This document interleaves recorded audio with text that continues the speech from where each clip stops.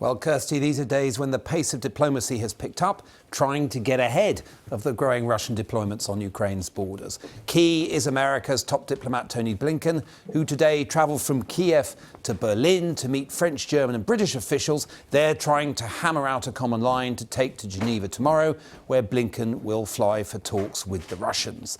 There's other flights of note too been going on. President Zelensky of Ukraine today heading to Warsaw to garner the backing of Poland in these difficult times. And meanwhile, heading out of Britain over the North Sea and Baltic throughout the last few days, flights of RAF C-17s carrying anti-tank missiles to Ukraine.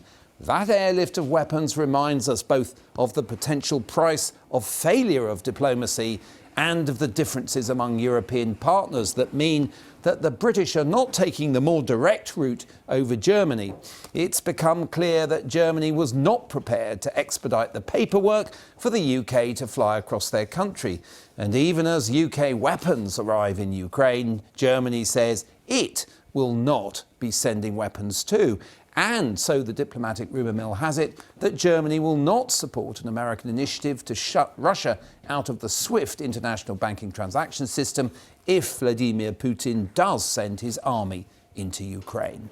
Division and poor signalling are hampering the Western response. Yesterday, President Biden suggested a minor Russian incursion into Ukraine would be acceptable. Today, his Secretary of State had to clarify. We have been very clear throughout. If any Russian military forces move across the Ukrainian border and commit new acts of aggression against Ukraine, that will be met with a swift, severe, united response from the United States and our allies and partners. And while the key NATO players try to get their message straight, President Macron suggests that the EU, shut out of Ukraine diplomacy by Russia, needs to have its own position and strengthen its forces. Neither proposal exactly new, but ill-timed in the view of many in the midst of this drama. Well, I have to confess that I don't really understand what he's saying, because we are now in a acute crisis mood. I don't think this is the time to start to sort of be doubtful about the basic principles of European security. I mean, no one really wants to go away from the Helsinki principles or the Paris Charter, and to send that signal at this particular time, I have to confess, I don't really see why that should be done at this time. And as European nations struggle to find consensus and Russian tanks move west, energy prices remain high, and this tension is one of the things keeping it there, particularly the price of gas. So President Putin notches up another win. His demands for a new post-Cold War security order are central to the talks in Geneva tomorrow. The tension caused between leading EU and NATO members is a bonus from the Kremlin's perspective. And the months-long uncertainty causing soaring gas prices because people fear supplies from the East may be disrupted. But that higher price brings more money into the Russian treasury while taxing Western countries through higher inflation, I beg your pardon. Of course, to keep this going requires continuous military pressure. And at the weekend, some deployments of Russian troops into Belarus began to positions where they could have a short drive towards the Ukrainian capital, prompting fresh concerns in Washington. Those soldiers, around 10,000, join other deployments visible from space in an arc around Ukraine to the north, east and south. And you have units on the Black Sea and Crimea too. Meanwhile, the trains continue shuttling in from as far away as Siberia, and at sea, a group of landing ships has left the Baltic, possibly heading for the Black Sea. As to whether those Ukrainian troops will soon be fighting for their lives, or the current build-up is more about Russia making geopolitical gains, only Vladimir Putin knows that. Kirsty. Thank you, Mark. Well, I'm joined now by Fiona Hill, who served as Senior Director for European and Russian Affairs at the US National Security Council from 2017 to 2019, and also by Tobias Ellwood, Chair of the Westminster's Defence Select Committee. Good evening to both of you. Fiona Hill, first of all, the Ukrainian president made short shrift of President Biden's statement, but wasn't President Biden right that a minor incursion wouldn't trigger a response from anyone in NATO?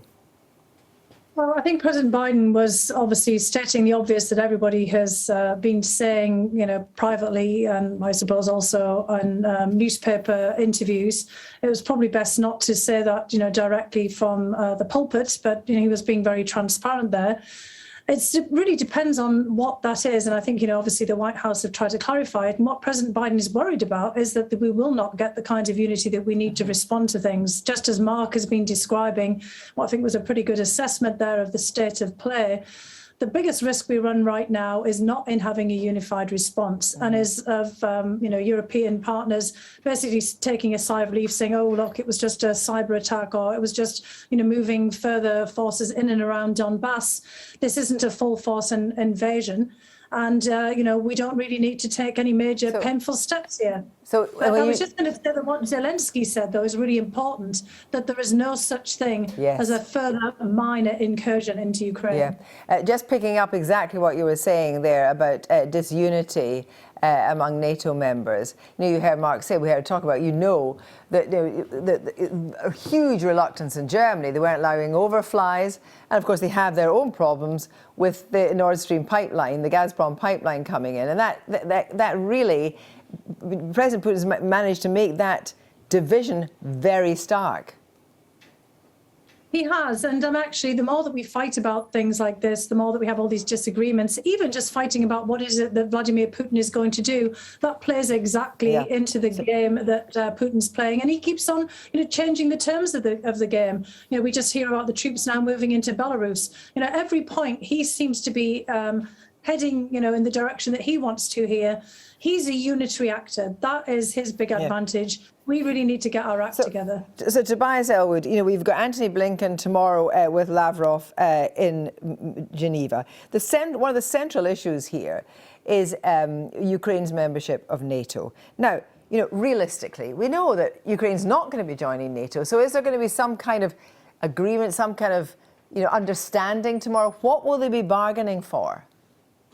Well, I think we're going to see the end game. We're going to see Russia walk out of those talks, claim that they have failed, and then that will allow General Gerasimov to launch the attacks on Putin's agreement. Putin has been running this show ever since NATO and the West and the United States in particular said that we were not going to support Ukraine militarily.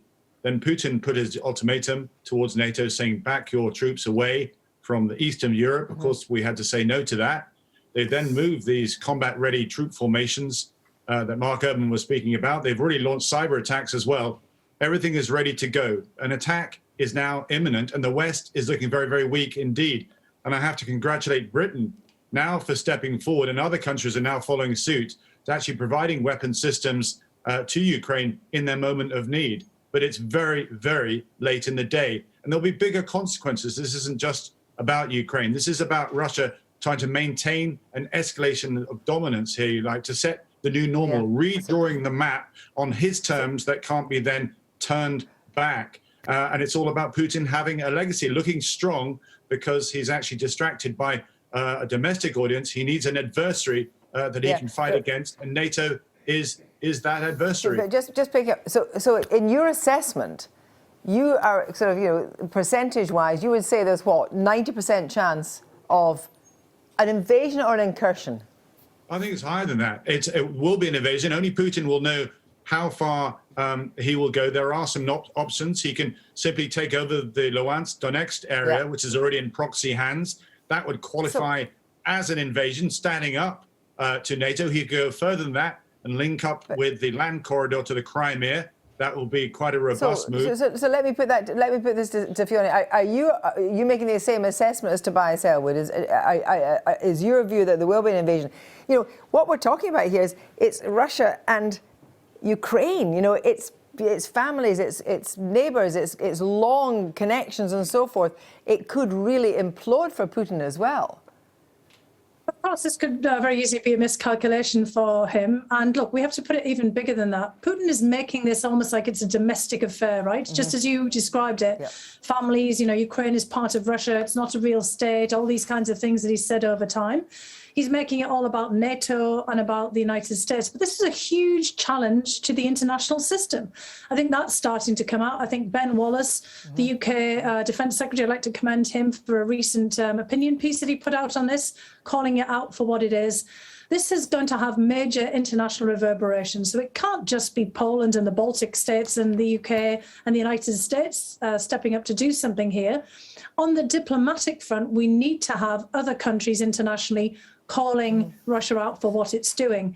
You know, our other allies and partners around the world need to be stepping up and saying, look, this is not acceptable, because it sets a precedent for every other theatre as well, not just Europe, but Asia, Middle East, Africa, you name it. Well, interesting. So therefore, what would President Biden do? Because we're all told, of course, that these are two entirely different men, President Trump, President Biden. You work for President Trump. But in the end, is President Biden minded to do any more in support of Ukraine and indeed Estonia or whatever than President Trump was? Well, look, it's the larger assessment that everybody has had about the state of affairs. Ukraine is not a member of NATO. However, it is a member of the United Nations international system. And, again, the point being here, putting aside, previous presidents and things, that we could have done before, here and now, Ukraine is an independent, sovereign country that is being attacked by an outside aggressor. And this should be of great concern to every country internationally. Because if Russia can do this to Ukraine, what's to stop other countries from doing this to neighbours or laying claims? I mean, this is exactly what we fought 2 world wars against, in World War I and World War II. We've had a whole system in place that's supposed to be pushing back against this. So this is a much bigger challenge. It's not just Ukraine and not just NATO, not just some spat between the US and Russia. This is really one of those game changers internationally. Well, thank you very much. We could talk a lot longer for this, and I'm sure we'll be back with it. So thank you both very much for joining us.